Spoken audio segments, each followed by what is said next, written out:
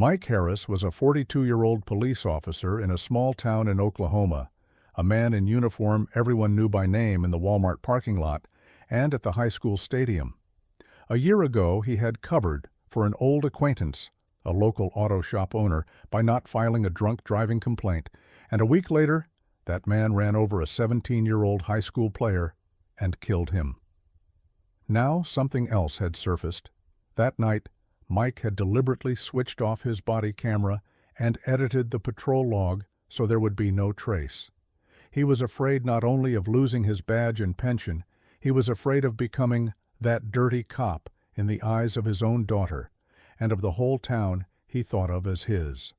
He had grown up in a single-story suburb not far from Tulsa, in a house with a flag on the porch and a mailbox by the road, where his father went out every morning in old sneakers for the newspaper and the bills. His father was a mechanic in a garage, his mother a cashier, and kitchen talk was always about work, loans, insurance, and how important it was to be a decent person. At the same time, from childhood he watched his father do it the friendly way, a bit cheaper for friends, turning a blind eye to worn-out brake pads if the customer had 3 kids and no insurance.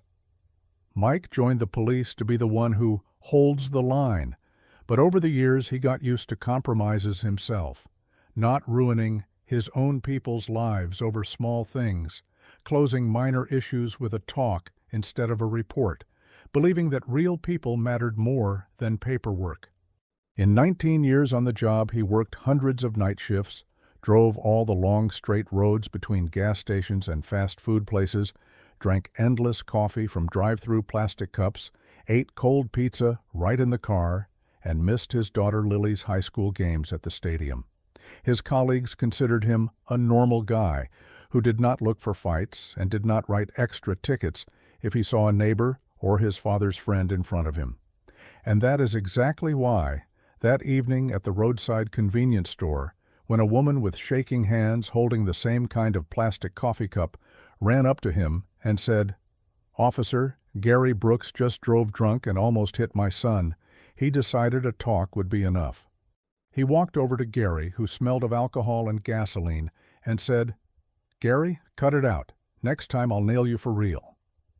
Then he led him away from the camera, tapped the body cam off with his finger, and later, back at the station, quickly scrolled the log so it looked like nothing had happened. At the time it felt like he was protecting his own and saving himself paperwork. A week later, Jason Flowers was lying on the asphalt by the mall, his sneakers and school backpack scattered nearby. When the story broke, at first there were whispers, talk in parking lots and posts in the local Facebook group. Then the local paper posted an article with a headline about protected police friends and a screenshot of a leak from the internal system. There was a strange gap in the patrol log, and the report stated that Mike had had no civilian contact that evening. The town council called an open hearing in the high school gym, and the county prosecutor's office sent in an investigator. On one gray fall day, when the air smelled damp and faintly of fast food, his phone rang in the patrol car, and Captain Doyle said, "Mike, we need to talk seriously." The investigator found gaps in the logs and no body cam footage. Mike was sitting on the shoulder, an empty road to the mall stretching out in front of him. Coffee was cooling in the cup holder. A box of cold donuts he had bought for everyone that morning lay on the passenger seat. "I'll say the camera glitched. Battery stuff? It happens," he thought, his hand automatically reaching toward the body cam. But he already knew the investigator had seen that he himself had turned it off that evening. The station system recorded the state of every device. Fear rose in him, turning into sticky shame. For the first time he clearly realized that the defense line, "a tired officer got confused," would not work anymore. He had stepped over the line on his own. At the station, the county investigator, a dry man with gray at his temples and a gray briefcase, sat across from him, a plastic cup of water on the table between them. "Officer Harris," he said evenly, without raising his voice. "How do you explain the absence of body cam footage between 1802 and 1821 on that day? And why is there a blank window in your patrol log, even though witnesses say you spoke with a citizen and Mr. Brooks at that time?" Mike felt his throat tighten. He tried to start with fatigue, with the idea that equipment sometimes fails, but the investigator put a printout on the table. "Here is the system log. The camera was turned off manually. This is your ID. You understand this is not just a mistake. It is a conscious interference with an official record? We have a separate charge for that." His stomach went cold. "I turned it off," he finally said, and the words sounded dull. "Because I did not want a scene in the parking lot. Because Gary is an old acquaintance. Because I thought we could handle it quietly." He felt both fear of losing his freedom and shame at how petty it sounded. In that moment he understood that the tired cop who messed up once story was over. He had walked into this himself. Home was no easier. The next evening he walked into the kitchen, dropped the keys to his old pickup into the metal bowl by the door, and caught the familiar smell of cheap drip coffee and fried chicken in a box left on the table. Lily sat at the table in her high school team hoodie, her laptop open, and on the screen was that same article with his last name in the headline. She did not even pretend to close the tab. "You saw it, right?" she said without looking up. "I saw it," he answered, and poured himself some coffee to have something to do with his hands. She jabbed a finger at the screen. "It says here you turned off the camera. Is that true?"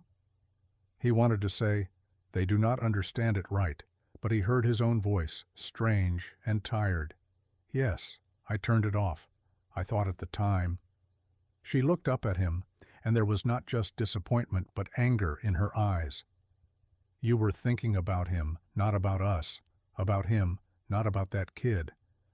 Everybody at school is reading this. At the stadium today they asked me, 'Is your dad that cop who covered for a killer?' She said 'killer' deliberately hard, and he felt the word cut straight through him. "Lil," he began, but she cut him off. "Just tell me, did you even once think that this kid also had a mom and your daughter could have been in his place?" He had no answer and only leaned on the edge of the counter. That evening he realized his daughter was not just ashamed, she was publicly distancing herself from him, and that hurt more than any investigation. At the morning briefing, Captain Doyle sat with red eyes, with a union rep and the department lawyer beside him. There was a mug with cold coffee and a plate with a half-eaten donut on the table, the kind of detail that always meant another night was spent on calls and paperwork. "Listen carefully, Mike," the captain said, looking over the top of his glasses. "We have two options. Either you stick to the version that it was a technical failure and we fight with the lawyers to keep this to a disciplinary case, or you start publicly confessing and then the department walks away from you, the DA goes full throttle, and you are on your own." The lawyer laid a paper in front of him, a statement saying, "Officer Harris relayed the information to the dispatcher, but it was not entered into the system due to a civilian clerk's error." "You sign this, the responsibility gets smeared," the captain said. "That clerk's only been here 6 months. He'll find another job. We have to save the department. You're our guy, but we cannot die with you." Mike looked at the paper and thought about that clerk, a skinny kid who always brought coffee before meetings and tried to stay out of the way. "You seriously want to put this on him?" he asked. "I want this department to survive this storm," Doyle said harshly. "This is how the system works." In that moment, Mike suddenly saw clearly that this very system created people like him, people who first look away at others' mistakes and then throw the weakest under the bus to save the strong. Shame rose in his chest again, now mixed with a quiet anger. If he signed this, he would betray one more person just for a chance to hang on to his badge. At lunch, instead of going home, he turned off toward that same place by the mall. At the roadside, among yellow fall leaves, there was a cross with Jason's photo, a school backpack with the team logo, and faded artificial flowers. By the little memorial stood Gary Brooks, in a grimy jacket, a paper coffee cup from the nearby fast food place in his hand, nervously smoking. "What are you doing here?" Mike asked, walking up. Gary smirked. Just checking which one of us the news is slamming harder, me or you. He took a sip of coffee and added, "Listen, Mike, we had a deal back then. You're a grown man, I'm a grown man. You did what we agreed. Don't rat me out now, okay? I've got a business, loans, a wife, and kids. I can help you if you need money or whatever." He talked about a bribe like he was offering another discount on repairs. Something turned over inside Mike. "Do you even understand what you did?" he said. Gary waved it off. "The kid walked right out in front of me. It was dark. It was raining. You know how bad the lighting is there? It was an accident. You're a cop. You can handle the paperwork." At that moment, Mike saw how far this "we do not give up our own" habit had gone. To Gary, he was not a friend, but part of a machine that was supposed to keep saving him. He felt disgusted with himself and with those understandings. He realized that his silence was essentially telling this man, "You did everything right. It was just bad luck." A couple of days before the hearing, a reporter from that same local paper called him. "Officer Harris," she said, "I have information that this is not the first time you turned off your camera when dealing with Mr. Brooks. 2 years ago there was a bar fight, and the complaint did not get filed either. Do you want to say something before we publish?" He stood on the porch, a stack of mail in his hand, coupons and bills sticking out of the mailbox, the smell of grilling coming from the neighbor's yard. "You want me to justify myself over the phone?" he asked tiredly. "I want to know," she said, "whether you see your responsibility or if it will be complicated circumstances again." The word "again" hit painfully honestly. He understood that the image of a tired cop who made one mistake was gone. She had dug deeper, and his patterns, turning off the camera when it was inconvenient, making arrangements, were forming a picture. "Write this down," he said after a pause. "I am guilty. The system did not turn off the camera. I did. And I will say so there at the hearing. If you want a quote, that is it." For the first time, he consciously chose not to build a version, but to call things by their names, and the decision scared him and brought a strange relief at the same time. There was nothing left to invent. The evening before the hearing, Lily came up to him in the kitchen. She nervously twisted the laces of her sneakers, all stained from the track. "Are you going to speak tomorrow?" she asked without looking up. "I am," he said, pouring himself coffee.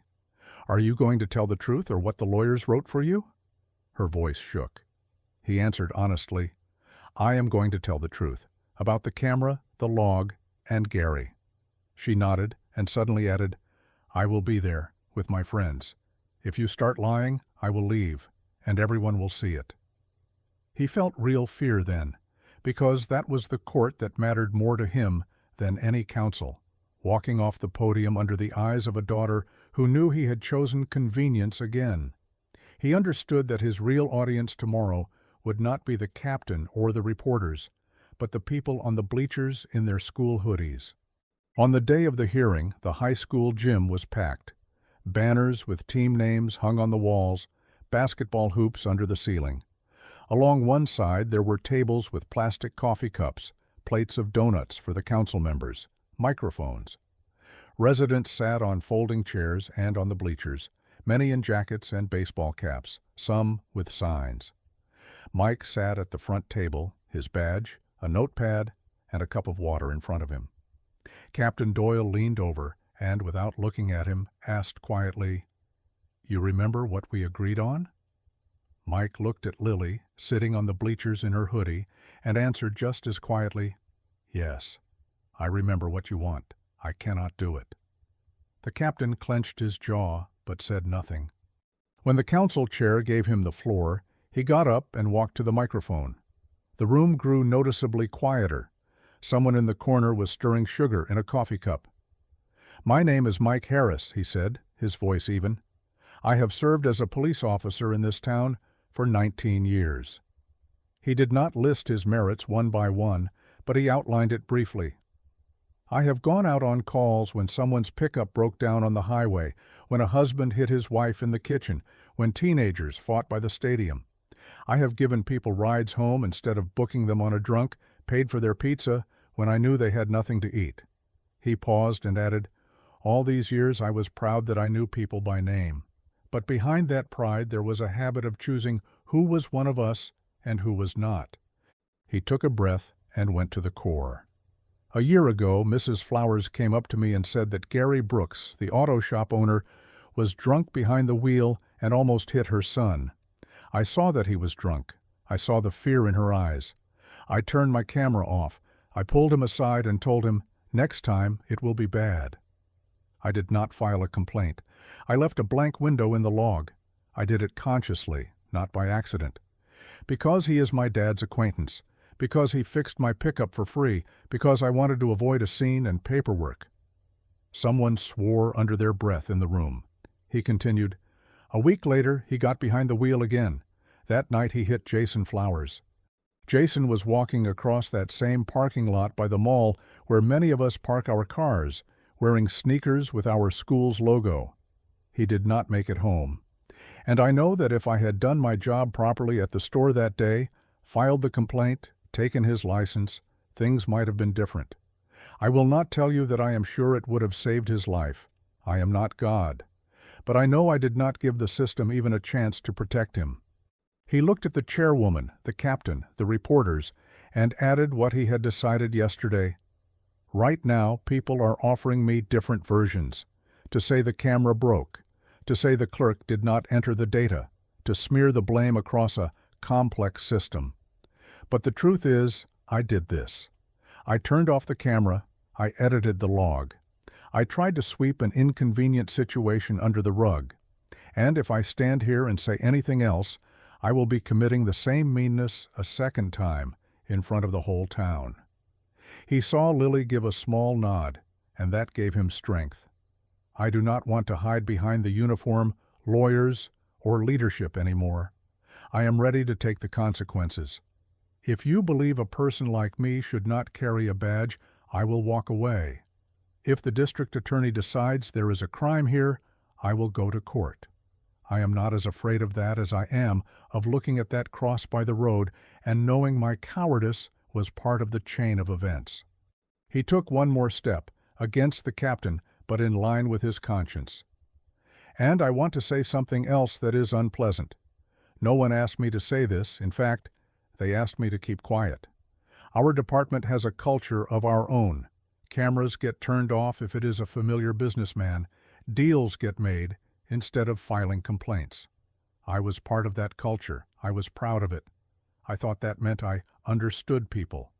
But in practice, it means one guy in a uniform decides whose life we protect and whose we do not. Until we admit that, no new protocol will help. I started with myself. I am guilty. And if I have any place left in this town, even without the uniform, I want to spend my time changing not just my life, but those rules too. When he finished, a heavy silence hung in the gym. Someone stood up and walked out. Someone wiped their eyes. Someone scribbled furiously in a notebook.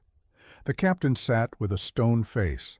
Mrs. Flowers stood up, turned toward him, and quietly said to the room, "I do not forgive him, but I hear that he is not hiding. At least, that is honest." For Mike, that was more important than any applause, and there was none anyway. He understood he had finally done the thing he had always avoided, not his job, but an honest conversation. Late that night he came home already knowing the preliminary decision. The council recommended his dismissal, the department agreed, and the question of possible charges was passed to the DA. His badge now lay in an envelope with the paperwork. The kitchen light was dim. The drip coffee maker, with a little cheap coffee left in it, stood on the table next to a stack of mail, electric bills, insurance, supermarket coupons. Lily sat at the same table in the same hoodie, but the laptop was closed. He poured himself coffee and sat across from her. "Well?" she asked. "They're firing me," he answered calmly. "And jail?" she asked after a pause. "I do not know yet," he said honestly. "The DA will decide."